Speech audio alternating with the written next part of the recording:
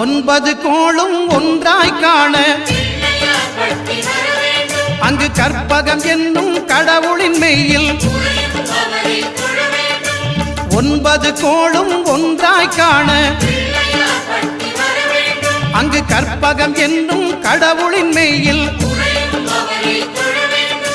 சூரியன் முதலாய் 9 கிரகமும் பலவித குணங்களை கொண்டிருக்கும் எங்கள் கற்பக தருவில் அவை வரும்போது ஒன்றாய் சேர்ந்து பலனளிக்கும்.